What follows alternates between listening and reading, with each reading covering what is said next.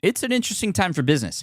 Tariff and trade policies are dynamic, supply chains are squeezed, and cash flow, it's tighter than ever. If your business can't adapt in real time, you are in a little bit of hurt. So how do you get full visibility and adapt in real time? Over 42,000 businesses trust NetSuite by Oracle, your AI-powered business management suite. It brings accounting, financial management, inventory, and HR all under one roof. NetSuite is the #1 cloud ERP for a reason.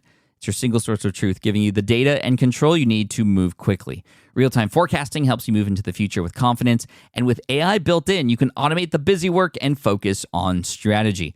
NetSuite helps you see what's stuck, what it's costing you, and how to pivot fast. If I were running a business with a lot of moving parts, I'd use NetSuite for full control over everything. Tame the chaos with NetSuite. If your revenues are at least in the 7 figures, download the free ebook, Navigating Global Trade, 3 Insights for Leaders at netsuite.com/SPI. That's netsuite.com/SPI. The perfect product launch. It's the goal for every brand marketer. High heat, fast sellout, and fans posting recipes like trophies. What do Sydney Sweeney's soap drop, Taylor Swift's tickets, and your next launch have in common? Well, they're not bought, they're bragged about. Fanfare turns your drop into a moment. Fanfare cues real fans, blocks bots, and builds launch experiences worth screenshotting. Want hype without the heartbreak? Get Fanfare's 5-step hype drop playbook with our proven success formula and make your next launch unforgettable at fanfare.io/playbook. Again, fanfare.io/playbook.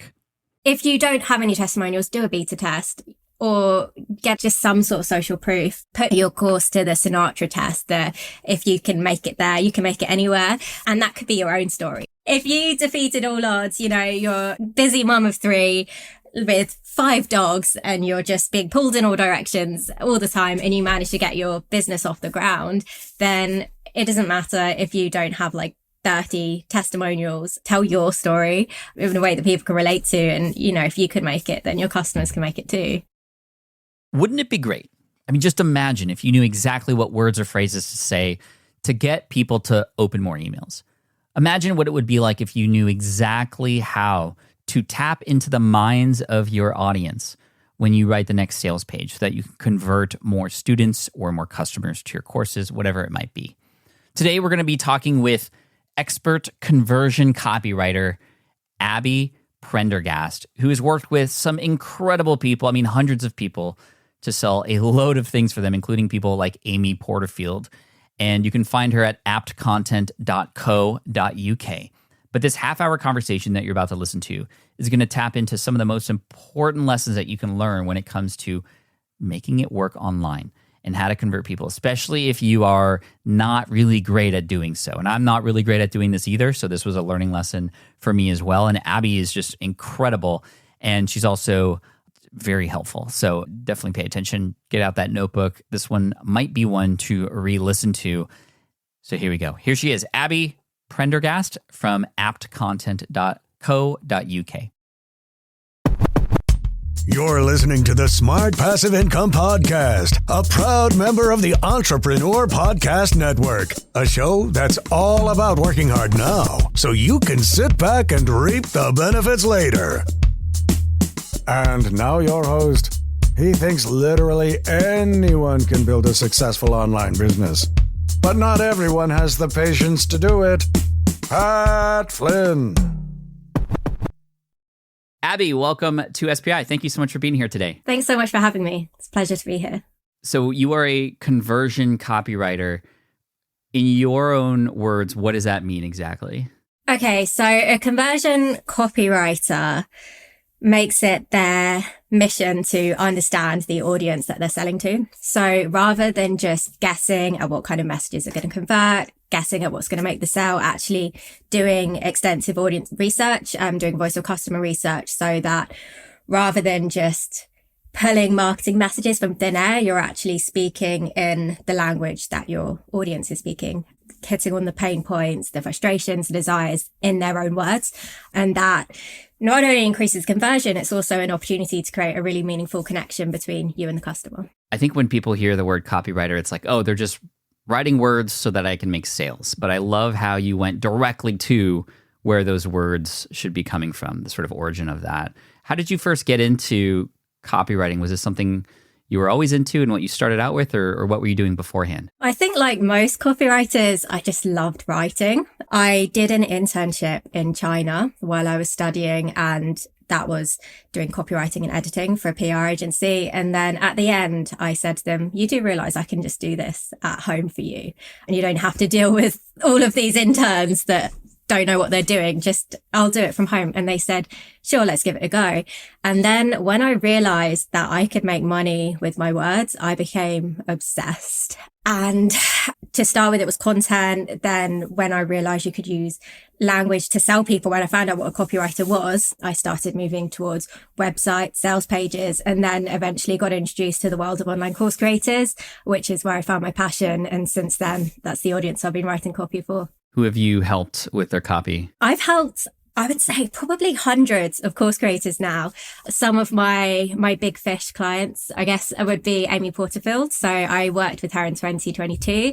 That was cool because she has a wonderful team, a great team of strategists. I got to work on some of her big funnels like List Builder Society.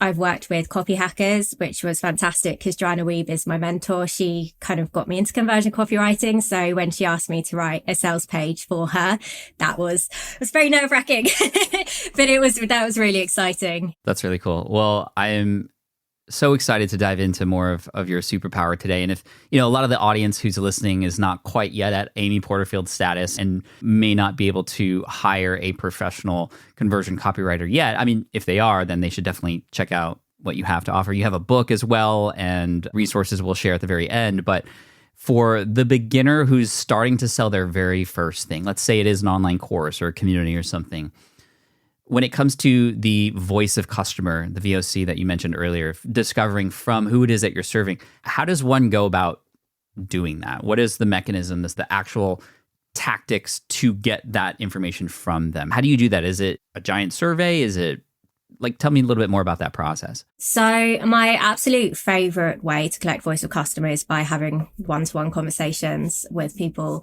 This can be your sales calls. I mean, in the past, I've gotten on calls with coaches, and the empathy that they extend when they're on that sales call, that empathetic sales call really is their best source of voice of customer. And, once you get into the challenges people are experiencing, what they want, your customer kind of ends up writing a sales page for you, and your sales page becomes your best, most empathetic sales call in print.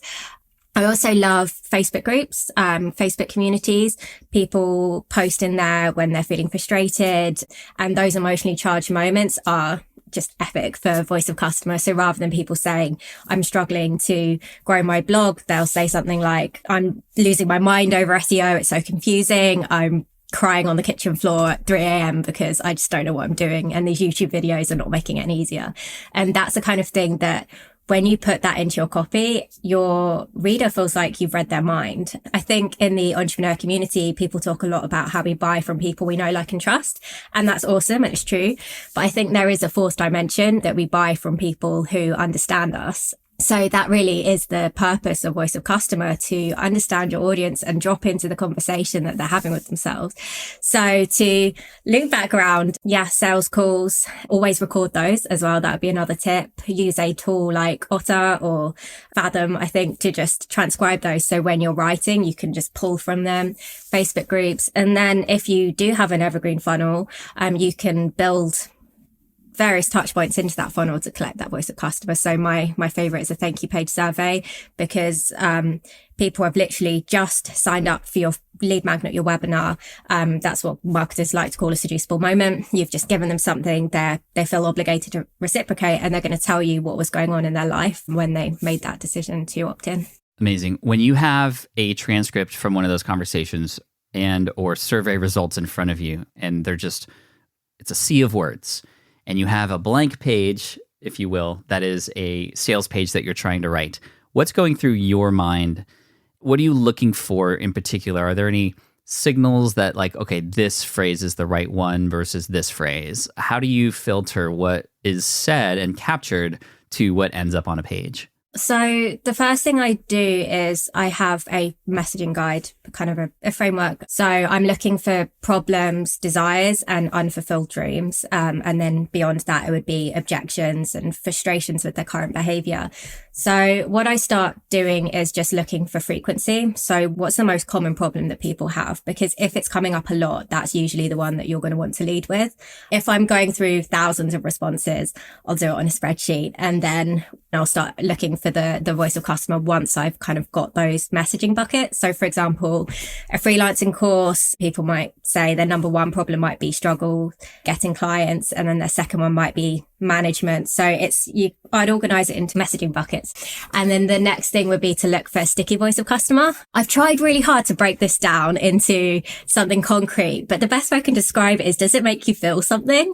Does it, when you're reading it, does it engage you? Do you find yourself smiling or feeling empathy for that person? I mean, if we are looking for concrete things like specificity, so rather than people saying they save time, I see that crosshead a lot on people's websites, like save time with this. The person that said, I save 25 minutes a week and I use that time to do X, whatever that is. So that those specific elements belong on your page, and storytelling, emotional content, again, just anything that makes you, that you feel pulled into. If you're engaged by it, your audience probably will be too. That's so true. And that's a great starting point for sure. I'm sure that being the sort of beginning process, on one hand, it's okay, that's where we start. For somebody who is maybe more advanced, or like, you're at the top of your game in this, what are some of the things that you're doing that are very... So here's what I'm trying to get at. So Mr. Beast, right, is a YouTuber. He has people, he literally hires people to watch his videos before they go live, because he's paying attention to when people are not paying attention anymore. When are people lifting up on their chair because of an exciting moment? And he's going all out with that. What is the copywriter's equivalent to that? Is there something like that all of you who are at the top of your game in the copywriting world do to get to that sort of level of detail of what's working and what's not? Like, is it to the word and you're split testing words? And like, I'm just looking for a little insight in this world of that you're obviously a part of. Yeah, I guess it's just testing everything, accepting that, as conversion copywriters, we love to say we're eliminating guesswork because we're doing voice of customer research. We're always guessing. We never know how anything's going to perform until it's out there. The idea is to reduce guesswork as much as possible, and also acknowledge where you've guessed. So when you've got a sales page and then you're going to optimize it, actually looking through and say, okay, this crosshead here, that's the kind of the bits in bold as you're scrolling down the page, I guessed at it. And then when you're reviewing your thank you page surveys, the results of any A/B tests you've run, your post launch surveys, the Q&A, all of those touch points you can build into your funnel, then pulling and knowing what to optimize, I guess. It's just, it's testing everything. Yeah. Test is typically the right answer for most of the stuff we do online, no matter what platform you're on or what you're doing. If a person launches, let's say, an online course, they did their best work to do some research, and they have now a baseline conversion rate. How do you know what to change? Because that sales page has a headline, it has images, it has connecting copy, it has testimonials. I mean, I could rearrange things a million times. What's guiding your decision to what actions to take, or what even to test? Are we talking about just a sales page or a full funnel? Yeah, just a sales page for now. We'll stick for that and then we'll go. Yeah, so to optimize, I mean, one of the first things I would look at would be a customer heat map to see where people are dropping off on the sales page. I think it's something crazy, like 80% of people will only read the headline. So if people are dropping off straight away, start with the headline. Change the headline. Yeah. And the goal, I think a lot of entrepreneurs feel the pressure to get all the information about their course above the fold. Because people say you've got 5 seconds to capture your reader's attention, otherwise you've lost them. And I think it's important to remember the goal is literally that, to capture attention. You don't need to relay everything. You just need to get them to read the next sentence. So headline, that's where, we'd start A/B test. And then I'd pull from thank you page surveys where I've actually made the sale. So having a thank you page survey after people have enrolled in your course or your program, and then looking there for the voice of customer, because that's going to be the richest, because people have literally just bought. They're really excited. They're going to share what was going on in their heads when they bought. So start with the headlines. And then, if people are excessively scrolling up and down your page, that's usually a sign they're confused. So clarity. If people are dropping off early, I would then go into the copy and just make sure it's really optimized for the richest voice of customer. I think the other thing is people do skim read, and that is the expectation. I'm a copywriter. I literally live for words and I skim read, and that's fine. Just make sure your sales page is optimized for the person skim reading. So your headline, your crossheads, and people tend to read in an F-shaped pattern. So make sure juiciest benefits are at the front of the sentence. So rather than saying my course will show you how to benefit, just saying benefit right at the front so that it's catching people's eye and you've got that opportunity to pull them back in. That's really great. What tools are you using to understand all these metrics? So I love Hotjar. Hotjar is great because it gives you overall metrics like the number of customers that have clicked a button, the average time on page, but you can also actually watch videos. So I like to just watch 10 to 20 videos, nothing excessive, and just see how people are reading, where they're drawn. It also will tell you like which FAQs people clicked. So I found in my course that pretty much everyone who made it to the FAQs was clicking on the question, how long will this course take me to complete? So that told me, okay, time is clearly a bigger factor than I anticipated for this audience. So I built that into my email sequence. I had a whole email about time and about how the course will save them time. So rather than some parameter inside of an action, like a click to determine things, you're literally watching anonymous recordings of visitors to determine these things. And I think that's such an easier way to do that. And so you said Hotjar, which is great. What tool are you using for, you had mentioned this several times, so I want to make sure we touch on it, the thank you survey. So this is after either a person subscribes to your email list, they get a thank you page, and then you're asking them questions. And, or you mentioned in this last example, after a person purchases a course, a survey, so you can get some more voice of customer in that. Did you call it like a moment of seduction? Or what was that? A seducible moment. A seducible moment. Seducible moment, yeah. I got to make sure I get that right next time. What tool are you using for the thank you survey, and what are like questions you're asking during that time? Yeah, so I literally just have it's on my Squarespace site. That's where my thank you page is. So when they opt in, it takes them there, and it's just embedded on Squarespace. So I get emailed the answers, and they all go into a folder, and my VA will then put them into a spreadsheet for me. She'll organize it into the messaging buckets I've created, and then I can go in and look for the sticky voice of customer, because that's the fun bit. Oh, it's just a form, you said? Yeah, it's just a form, and you can use Typeform or even Google Forms. There's so many ways to do it. It doesn't have to be complicated. So yeah, I always set that up for my clients. It's non-negotiable because I want that voice of customer. And as for the questions that ask, I mean, this was coined by Joanna Weave, this question: what was going on in your life that brought you here today? And I love that question. Dang, that's a great question. Holy moly. I've tested so many versions. Can you say that one more time? What was going on in your life that brought you here today? And that was from Joanne. Yeah, Joanna. I mean, people will tell you the challenges, they will tell you what they want, they will tell you what's getting on their nerves right now. Some people will just put like curiosity, but you tend to get, you get such a wide variety. And I'm always surprised by how much detail I get. Sometimes I'll get a couple of paragraphs. That's even more true for my program because it's an even more seducible moment. And your thank you page survey, it doesn't need to be static. So I mean, one thing I'm working on at the moment is building my authority. So I'm going to change my thank you page survey to say, where do you go for information about selling your online course? And then people will tell me the podcasts, the blogs they read, and then I can plant myself there. If things change in the industry, if AI releases a new update and everyone thinks that they can do my job, then I can have a survey saying, you know, what are your expectations around AI, what are your biggest fears around AI, and then I can plug those specific messaging kind of gaps. So yeah, I mean, whatever you wish you knew about your audience, ask them on your thank you page survey, because it's not like emailing them a question. You're literally fresh on their mind. They've just downloaded your freebie. And one more tip while I'm on a roll, stick to what questions. questions that start with what.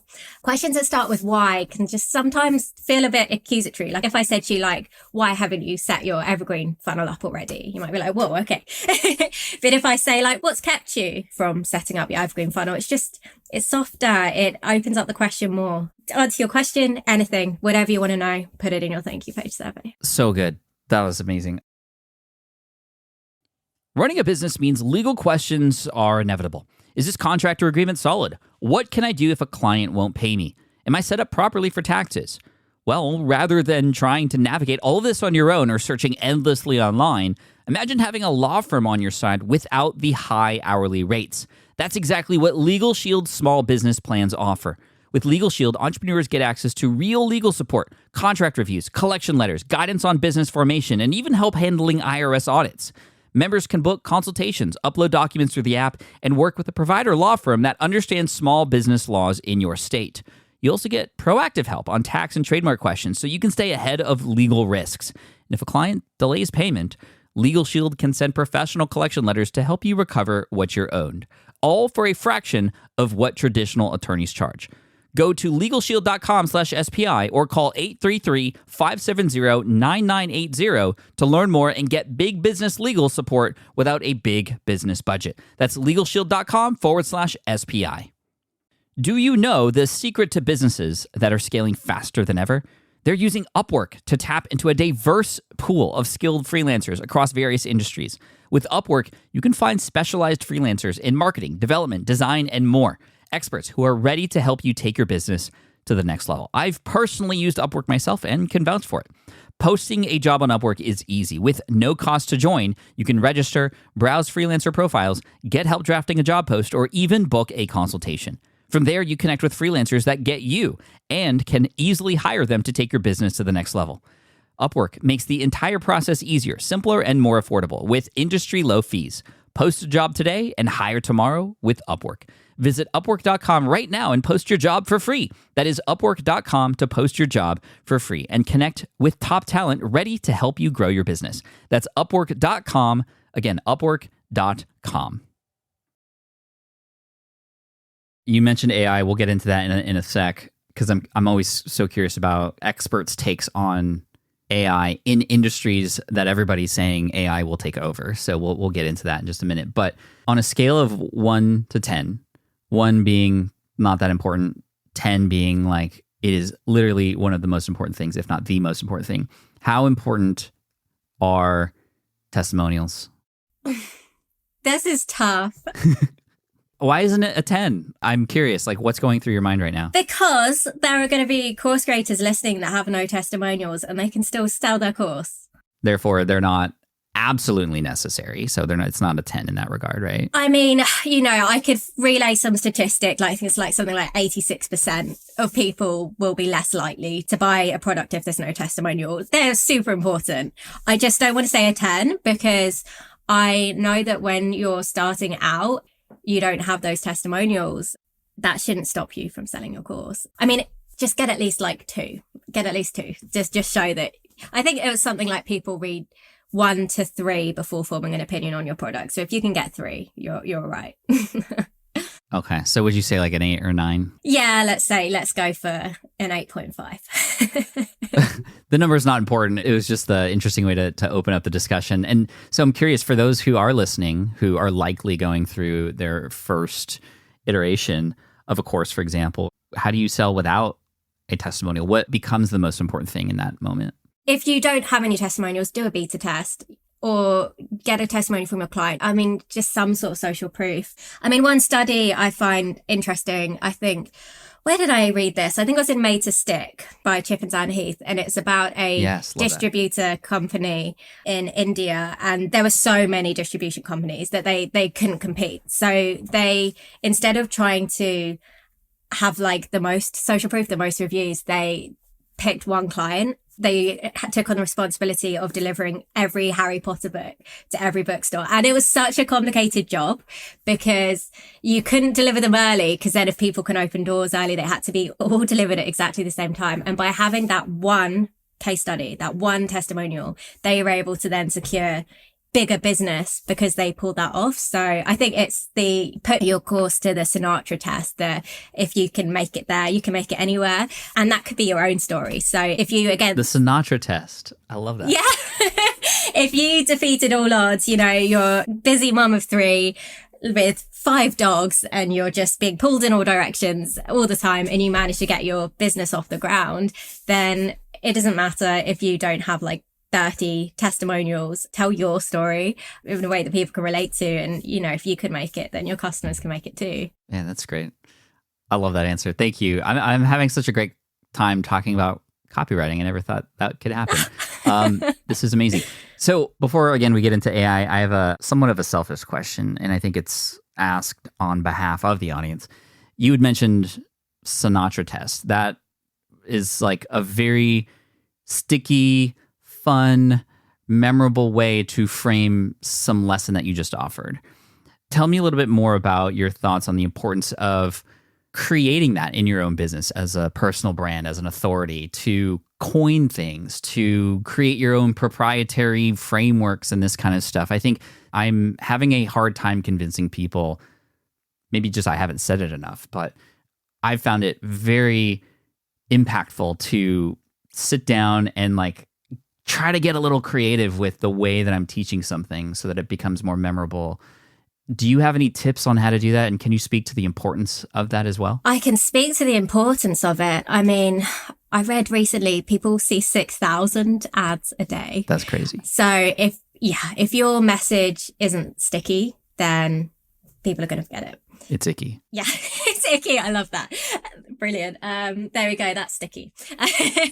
As to how to create that sticky copy, voice of customer, let your customers do it. You don't have to come up with these madly creative ideas, because when people are emotional, they're creative, and people are often emotional when they're sharing their frustration things in Facebook groups, so let your customers do it. Because did you make up that Sinatra thing just now? Did that just come off the top of your head? Or No, that's from Made to Stick. So read that, because that's a great book. Yeah. Yeah, I mean, again, that was written in the early 2000s, and we're talking about it still because of that, right? I've found it challenging to do, but when I can nail it, it works really well. This is the kind of thing that I feel that, for example, AI can be useful for, is hey, give me 50 ideas that might be a metaphor for this thing, right? And these kind of little inserts. And I've never, ever found so far AI to be able to replace any good persuasive copywriting that a human could do. But when I need a little acronym and I'm I want to create an acronym around this framework, can you help me? It's always done a pretty good job, and I eventually find my way into something. And that's one way to do it. It's here is a 4-part process, and it spells the word, bean or something. And so I call this the bean method, right? And that's the simplest way to do it, but that can still work. Speaking of AI, I'd love to hear your thoughts on this. Am I correct in that it's a useful tool, but one that will never replace you? And if so, why? Yeah, I mean, I don't feel like the authority to say it will never replace me. I think I'm curious. I'm just trying to watch from a place of curiosity as it unfolds. My problem with AI is that it doesn't prioritize voice of customer. As you've probably gathered, voice of customer is, it's at the heart of what I do. It's when you speak like your customer, it allows you to drop into that conversation with them. And I think, with all these AI, even more so now with all these AI written articles and content, the internet, what it needs is meaningful conversation. We need to kind of go, I feel like it was kind of happening a bit, with social media. It felt like that conversation was starting, and then things kind of changed, and it kind of got more automated, and I don't know. So I just think people crave. I feel like it's missing soul. Yeah. Yes. Does that make sense? That's perfect. Yeah. Because I think people are craving that soul. Yeah. So, it's not even just the words. I could input, here are all the survey results my audience gave me. And, here, AI, go figure this out. Versus, you as a human, especially a human who has deep empathy and you are converting for a specific reason, it's that empathy is something that I feel the AI is never going to have. The AI will never know what it's like to be human. It can guess. It's a learning model with guesses on what, the next words will be, but that's where I feel everybody, not just copywriters, but everybody could lean into is that empathy for the customer. Because on one hand, copywriting is formulaic, but on the other hand, it's literally the opposite of that. It's feeling, it's emotion, it's empathy, like you said. So I don't know. I'm just reflecting with you. Mm-hmm. Yeah, I mean, I'm inclined to agree. I think empathy, and I think if you can become a great listener, you can become a great copywriter. And I also think people like that human thinking is flawed. I mean, people like flaws. Because I see like these kind of new tools where you can make a video of yourself speaking perfectly. And actually, when I'm watching a webinar and they kind of mess up, like sharing their screen or they stumble over their words, I like them. And I think it's called the pitfall effect. It makes you more likable. If you're a high achiever and you make mistakes, people like you. I think AI is kind of based on like perfection almost. It's far from perfect. Don't get me wrong. But I think kind of, humans, we're flawed and we're deeply empathetic. And I think, those are just two things that AI so far I haven't seen capture. I agree.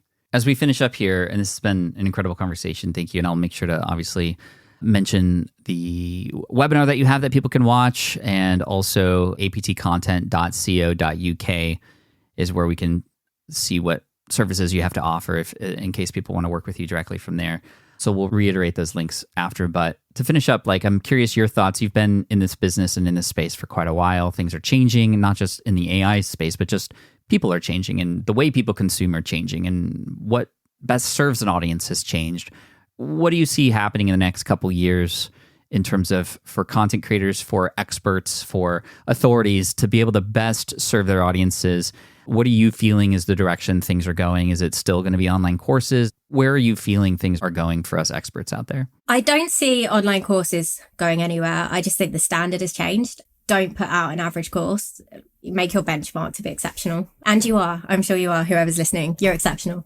So don't, you can't just swipe templates anymore. I think we just all need to have a lot more respect for our audience. They're not someone that we're just trying to convert, that we're just trying to sell. We do need to listen to them. We do need to empathize. We need to build our course based on what they want, and we needed our messages to reflect what they're going through.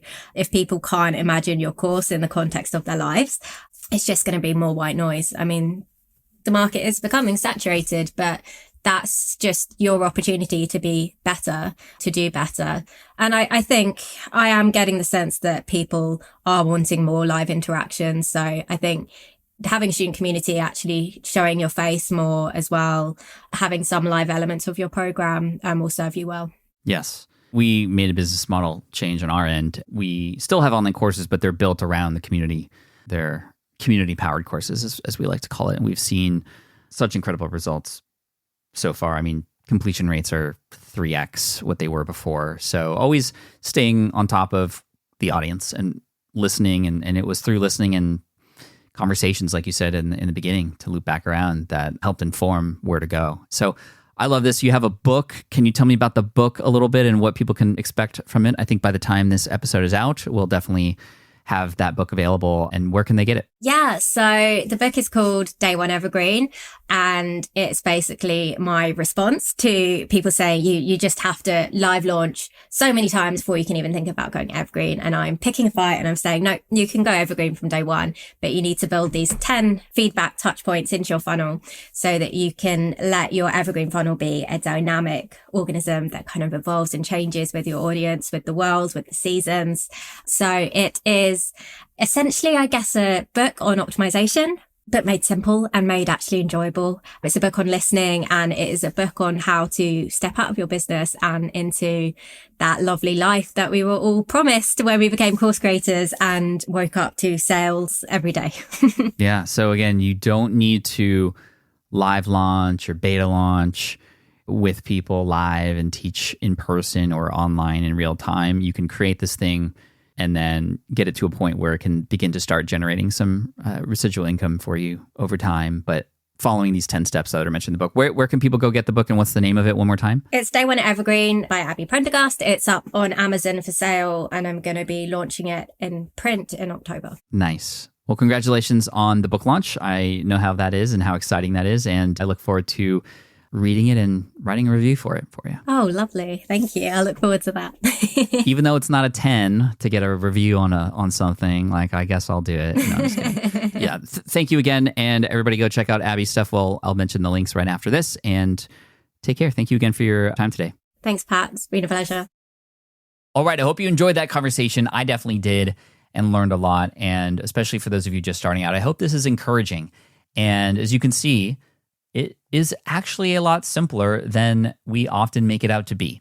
It doesn't mean it's easy, but it's definitely much simpler. And to go into the heads of our audience, whether we have access to that audience as a subscriber base or not, you can go to, she mentioned Facebook groups, communities. Reddit is an incredible resource for things like this, just to kind of understand what emotional moments are happening in your audience's life and how we can pull those out and turn those into words on our page or words in a script that can help our audience understand that what we have to offer is of value, and that not just they understand what we have to offer, but that they understand we know what's going on. I think it was Jay Abraham who once said, if you can define the problem better than your target customer, they will automatically assume you have the solution. So thank you to Abby. Again, you can check her out at aptcontent.co.uk. That's aptcontent.co.uk. And we also have her masterclass and some other links available over on the show notes page. If you go to smartpassiveincome.com/session809, again, smartpassiveincome.com/session809, you'll see her links and resources and all the other goodies there. So thank you so much. I appreciate you for listening in and hope you enjoyed the content. If you did, let me know on X or on Instagram at Pat Flynn. We'd just love to know what you think. And I've been working on upping my interview game, and I hope that you can feel it on this end because I'm trying my best to better serve you. So let me know. Always down for feedback. Cheers. Thank you so much for listening to the Smart Passive Income podcast at smartpassiveincome.com. I'm your host, Pat Flynn. Sound editing by Duncan Brown. Our senior producer is David Grabowski, and our executive producer is Matt Gartland. The Smart Passive Income podcast is a production of SPI Media and a proud member of the Entrepreneur Podcast Network. Catch you next week. More people dream about building their own business and being their own boss rather than retiring early. But a majority of them never even take the first steps to register the business. Why? Because starting a business can feel overwhelming. With legal forms, paperwork, finances, it's a lot. And that's where Taylor Brands comes in. Taylor is a complete business builder designed to make launching your business simple and stress-free. You can register your LLC in just minutes, keeping your personal and business assets separate from day one. And from there, you can get access to everything you need to get off the ground, from legal documents, licenses and permits, invoicing and bookkeeping tools, and even a 100-day business coaching program to help you hit the ground running.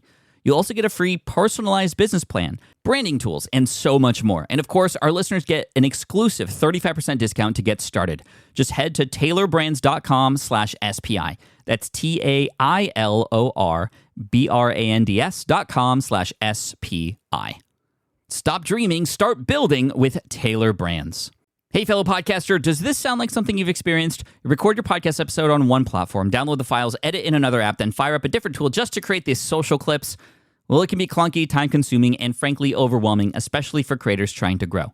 And that's why I'm excited to tell you about Riverside. Riverside is the all-in-one platform. Record, edit, and repurpose your podcast content all in one place. You just log in, record with your guests no matter where you are in the world, and just like that, studio quality audio and high resolution video. We use Riverside here at SPI as well now. With built-in AI, I can automatically clean up my audio, saving myself so much editing time, and it can even auto-generate clips to make promoting the show a breeze.